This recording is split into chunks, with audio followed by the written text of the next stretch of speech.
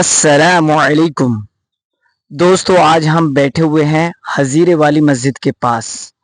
اس جگہ کو حزیرہ کہا جاتا ہے، اور آج میں پھر سے منتظر بھائی، یہ ہمارے پھوپا بھی ہیں، ان کے پاس بیٹھا ہوا ہوں، اور آج ہم اپنے ایمان کو تازہ کریں گے۔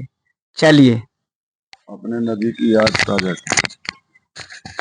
میرے بھائی دوستو، تقریر بیان کا کام تو علماء کا ہے، ہم تو ان پڑھ ہیں، مگر اپنے عالموں سے جو سنتے ہیں ان میں سے چند باتیں پیش کرنی ہیں۔ اللہ ان باتوں پہ مجھے بھی اور آپ سب کو عمل کی توفیق نصیب فرماوے۔ ایک روز کا واقعہ ہے، ہمارے نبی محمد صلی اللہ علیہ وسلم کے پاس کچھ صحابی 300 صحابی رضی تعالیٰ عنہ کا مجمع ہے۔ ایک صاحب آئے بوڑھے میاں، انہوں نے کہا اے محمد، میں بے سواری کا ہوں، مجھے سواری کی ضرورت ہے، سواری دے دو۔ میں مسلمان تو ہوں نہیں، میں آپ کو نبی بھی نہیں مانتا، مگر میں نے یہ سنا ہے کہ مسلمانوں کا جو نبی اور رحم دل ہوتا ہے، اس لیے میں آپ سے سوال کر رہا ہوں، مجھے سواری کی ضرورت ہے، سواری دے دو۔ اللہ کے رسول صلی اللہ علیہ وسلم نے ان کی بڑے بوڑھے میاں کی بات سن کے صحابی رضی تعالیٰ عنہ کی طرف کو متوجہ ہوئے اور ارشاد فرمایا، اے میرے صحابہ، کون مجھے تم میں سے سواری دیتا ہے؟ میں وعدہ کرتا ہوں کل جنت میں سواری دلانے کی۔ پھر دوبارہ ایک صحابی رضی تعالیٰ عنہ اٹھے اور اپنی سواری پیش کر دی اللہ کے رسول کے دربار میں۔ اللہ کے رسول نے ان بوڑھے میاں کو وہ سواری دے دی۔ پھر بوڑھے میاں نے دوسرا سوال کرا، یا مسلمانوں کے نبی، میں ننگا ہوں، مجھے کپڑے بھی چاہیے، مجھے کپڑے بھی دو۔ اللہ کے رسول پھر متوجہ صحابیوں کے مجمع کی طرف ہوئے، کہا کہ کون ہے جو مجھے کپڑے دے، میں کل جنت میں کپڑے دلانے کی ذمہ داری لیتا ہوں۔ ایک صحابی رضی تعالیٰ عنہ اٹھے اور اپنے بدن کے کپڑے اتار کے ان بوڑھے میاں کو دے دیے۔ پھر تیسرا سوال انہوں نے بوڑھے میاں نے کرا کہ مسلمانوں کے نبی، میں بھوکا بھی ہوں، مجھے کھانا بھی چاہیے، مجھے کھانا کھلا دو۔ اللہ کے رسول صلی اللہ علیہ وسلم 300 صحابیوں کے سامنے متوجہ ہوئے اور کہا، کون ہے جو مجھے کھانا دے، کل میں جنت میں کھانا دلانے کی ذمہ داری لیتا ہوں۔ تو 300 کے 300 مجمع میں سے صحابی رضی تعالیٰ عنہ کوئی نہ اٹھا، کیونکہ ان کے گھر کی معلوم، ان کو حال کا خود پتا تھا۔ ایک صحابی رضی تعالیٰ عنہ اٹھے اور انہوں نے کہا کہ آؤ بڑے میاں، میرے پاس آؤ، میرے ساتھ آؤ، میں ایسی جگہ لے کے چلتا ہوں جہاں کچھ نہ کچھ کھانے کا انتظام ہو جائے گا۔ آپ صحابی رضی تعالیٰ عنہ ان بڑے میاں کا ہاتھ پکڑ کے حضرت فاطمہ رضی تعالیٰ عنہ کے گھر پہ لے کے تشریف گئے اور کہا کہ اللہ کے رسول کی بیٹی، یہ آپ کے باپ کا مہمان ہے، یہ بھوکا ہے، اسے کچھ کھانا کھلاؤ۔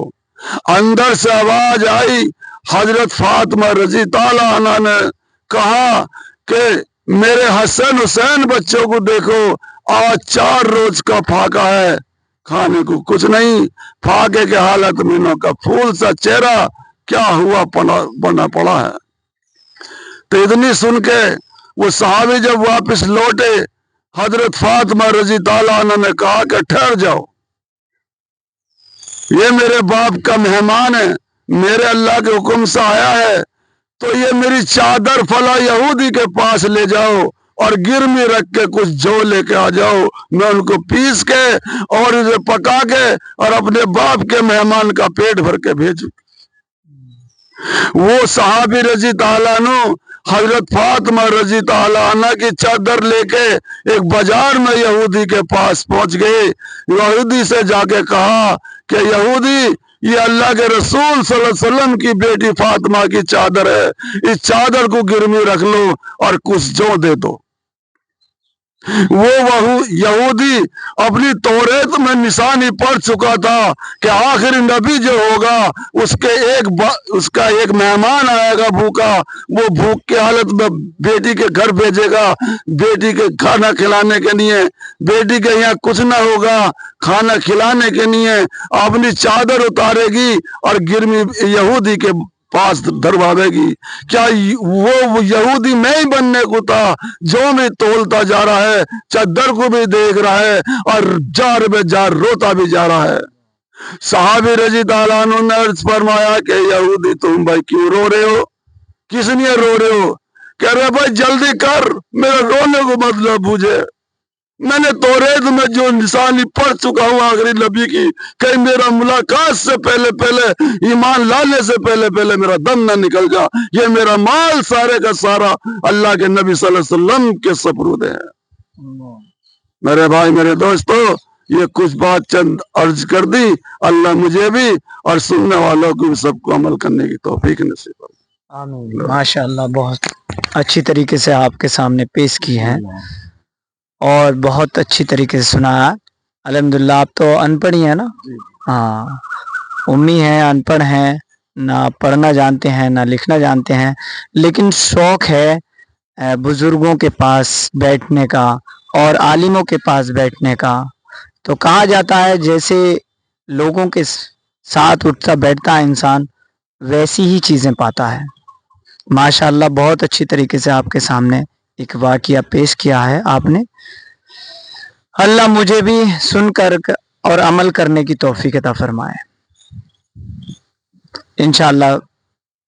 अगर आप हमारे चैनल पर नए हैं तो हमारे चैनल को सब्सक्राइब कर लें और हमारी वीडियो को लाइक भी करें, शेयर भी करें और कमेंट्स भी ज़रूर करें।